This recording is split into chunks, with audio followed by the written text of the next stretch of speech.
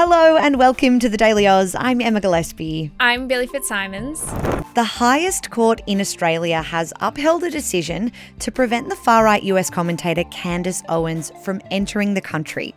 Owens was planning a multi-city speaking tour when her visa was blocked by the Home Affairs Minister Tony Burke last year. Now, at the time, Burke said that Owens has the power to incite discord in almost every direction and that her tour would not be in Australia's best interest. She launched a legal challenge against that, but Owens' visa appeal was dismissed in a judgment handed down on Wednesday. Today, we are going to unpack who Owens is, why the government didn't want her to come here, and what this week's decision means.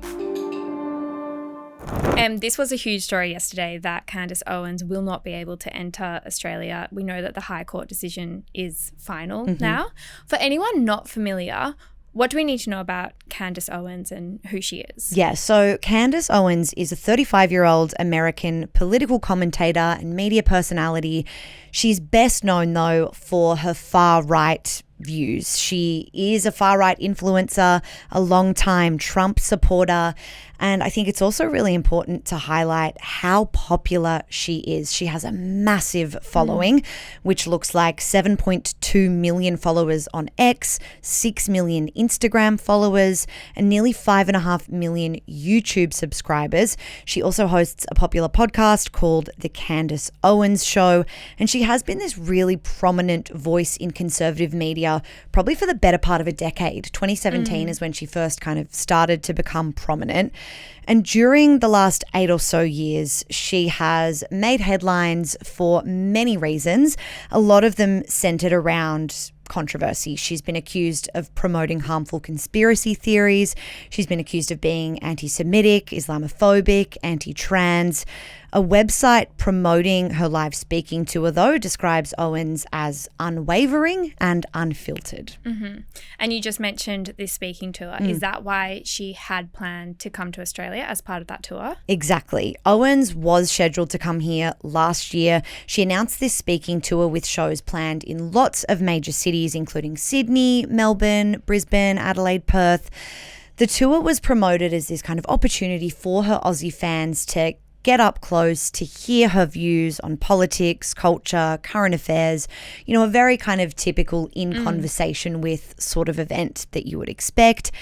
Now, tickets were already on sale when in October last year, the federal government actually intervened and blocked Owens' visa application to stop her from going ahead with those dates. That was massive news when it happened. Yeah. Remind us what the reason for that blocking was. So under Australian law, the Home Affairs Minister here, who is Tony Burke at the moment, that person has the power to refuse a person a visa if they think that their presence in Australia would be contrary to the national interest. This reminds me of when Novak Djokovic, one of the best tennis players in the world, was blocked from coming to Australia for the Australian Open because of his vaccination opinions. Yes. It's very similar because it was in that case that the Home Affairs Minister at the time also blocked his entry. Exactly. So as Home Affairs Minister, that person has really kind of broad powers to intervene if they think a prominent person is going to come to Australia and potentially incite harmful views. So Tony Burke believed that Candace Owens would fuel discord in Australia if she came here. So he specifically pointed to her history of divisive remarks, comments downplaying the Holocaust, comments promoting anti-Semitism and conspiracy theories. And the government's position when it made this announcement last year in October was that if it allowed Candace Owens to come here, that she would incite this kind of disharmony within the community. And Burke specifically said, quote, Australia's national interest is best served when Candace Owens is somewhere else.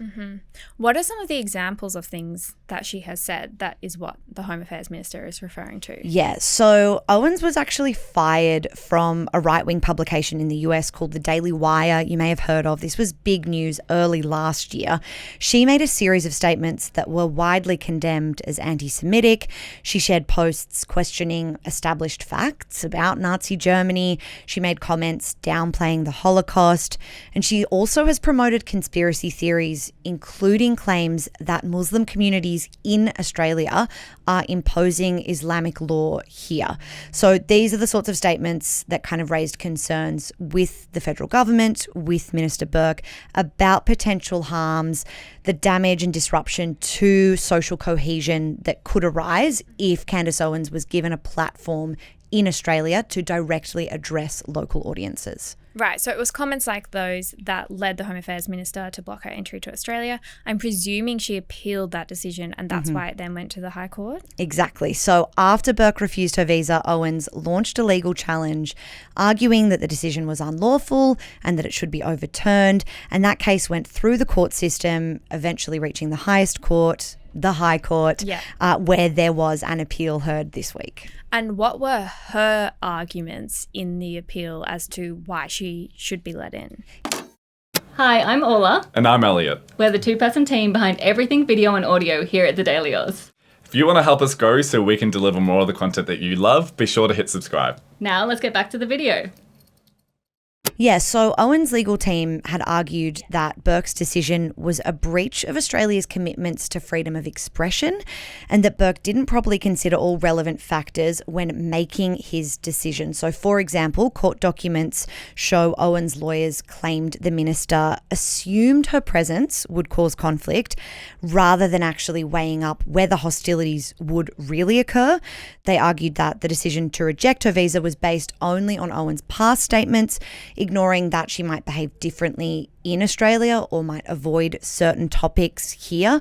Owens' team also argued that Burke didn't think about the fact she'd only be in Australia temporarily, about a week, or consider that her speaking events would be at private venues with people who had specifically chosen and paid to attend. And did the government's position remain that they still thought she's too controversial, she could incite potentially violence here? Yes, so the government maintained that position, and Burke's position was that he was acting within his powers as Home Affairs Minister. So the Migration Act gives him those powers, and the government continued to argue that his decision to block her visa was lawful. Specifically, they argued that protecting social cohesion and preventing potential vilification of groups within Australia justified the visa refusal. They said it was reasonable to conclude that someone like Owens, who has repeatedly made divisive statements, would likely continue to do so if she came out here for this tour. Interestingly, free speech doesn't guarantee entry to Australia. I was going to say, when Candace Owens claimed freedom of expression, that's super interesting because obviously she's coming from the US where freedom of speech is a right for those in the country, but in Australia, we don't have it the exact same way. Exactly. It's not an explicit right. The Australian government does have an obligation to kind of balance free speech considerations, but in its argument against Owens' appeal, the government essentially said that it considers free speech against other important interests like social cohesion when determining who can enter the country, and that ultimately it does have the power to prioritise potential risks to social cohesion over that freedom of expression argument. Yeah, so interesting. So those are the arguments on either side. Yesterday, the High Court handed down its decision. What did they rule? So all 7 judges were unanimous. They agreed that Tony Burke's decision to refuse Owens' visa was lawful. So her appeal was rejected yesterday. On the question of whether Owens might change her views or tone in Australia, the court said that Burke wasn't required to assume that she would do that. The judges said it was reasonable for the Home Affairs Minister to base his decision on what she's said in the past rather than guessing what she might say in the future. And the court also made clear that the minister's power to refuse visas on the grounds of national interests is quite a broad power. So, that essentially means, or what the court explained, is that it's not up to the legal system to second guess these kinds of decisions unless there is a clear legal error, and that the minister was acting within his powers to protect the Australian community. Has the Minister, Tony Burke, said anything since that ruling was handed down? Yeah, so after we got that judgment yesterday, we reached out to the Home Affairs Minister, who told TDA, quote, "This is a win for social cohesion. Inciting discord might be the way some people make money, but it's not welcome in Australia." Have there been any other responses from any other groups affected by this? Yeah, so as you kind of already touched on, Billi, this case, since it first emerged over a year ago, has sparked this ongoing discussion about free speech and government power, who should be allowed to visit Australia. And I think we are seeing more and more of these conversations as kind of Australia and American culture blends, and there is this crossover of US politics and US culture in our day-to-day lives. But freedom of expression doesn't mean foreign nationals have a right to enter Australia. And Candace Owens has argued really heavily about infringements on free speech. But the conversation that's come out of this finding, I suppose, is that the visa system here is designed really deliberately to give the minister powers to limit who can enter the country. And, while the US has its own protections around free speech, it may have been an error on Candace Owens' legal team to go so heavily on that right, which really bluntly just doesn't exist here. Has Candace Owens said anything? So at the time of recording, we haven't actually heard anything specifically from Candace Owens about this judgment, but based on her past comments, we can assume she's not going to be happy with this decision. I'm sure we'll hear more about the free speech argument that she put forward. But for Owens specifically, legally, this is the end of the road for her legal options to enter Australia.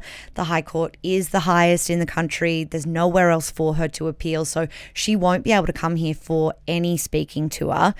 And I guess longer term, this decision could play an important role in how the government handles similar cases in the future. So, I'm sure we'll see plenty more instances of controversial figures wanting to come to Australia, wanting to do these kinds of speaking tours. And this will kind of probably become a precedent for what happens there. It is worth noting, I think, that this whole case doesn't mean the government can block anyone it disagrees with just on a whim. The government and the Home Affairs Minister, do still need to have a reasonable basis for believing that someone's presence here could be damaging or contrary to the national interest. But, the High Court this week has made it really clear that it will give ministers significant leeway in making these assessments. So we'll wait and see what Owen says and if any of her contemporaries kind of make similar plans. Such an interesting story. It was fascinating when it happened to Novak Djokovic, and now that the fact that it's happening to Candace Owens again, it's just a really interesting story. And there's all of this debate about censorship and, what constitutes, possibly inciting violence. All of that is just a fascinating discussion. Exactly. And I'm sure it's not going to be the last we hear about it, Billi. Thank you for explaining all of that to us, Em. Pleasure. And thank you so much for listening to this episode of The Daily Aus. We'll be back this afternoon with your evening headlines. But until then, have a great day.